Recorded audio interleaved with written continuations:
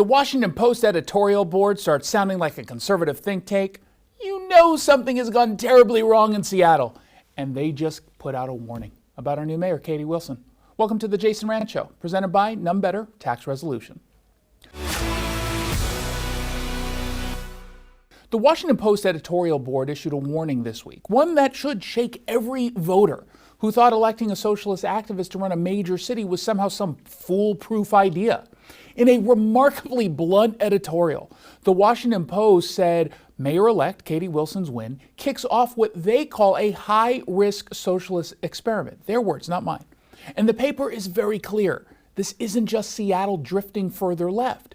This is part of a national pattern of radical activists taking over major cities. They even compare Wilson directly to New York's Zohran Mamdani, and they point out that Wilson has even less experience than he does. And that lack of experience is the part the Post really drills down on. They lay out their resume for her.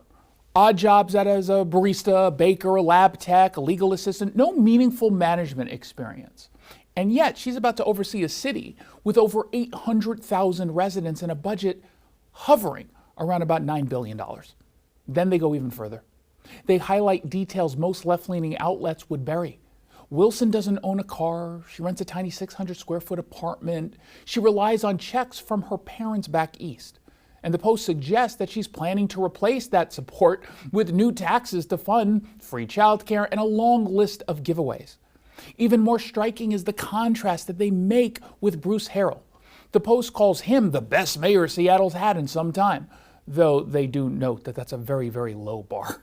But they credit him for reducing crime, curbing open-air drug use, cleaning dangerous homeless encampments, and rebuilding police staffing.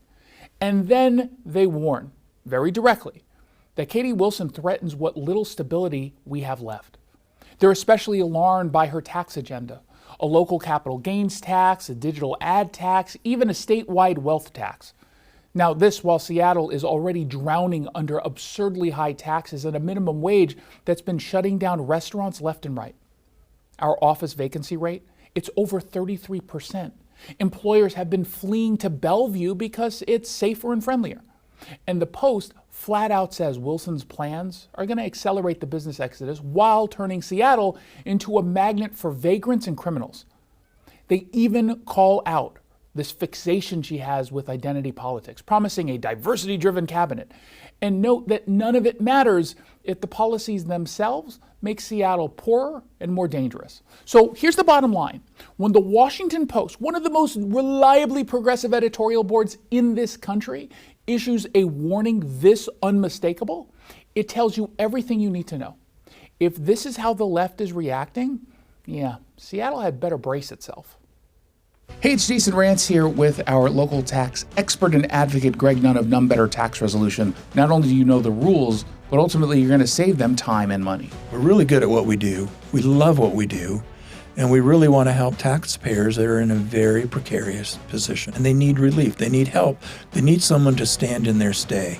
So if you're having trouble with the IRS, you have to call Greg Nunn of None Better Tax Resolution. From stress to success with IRS Solutions.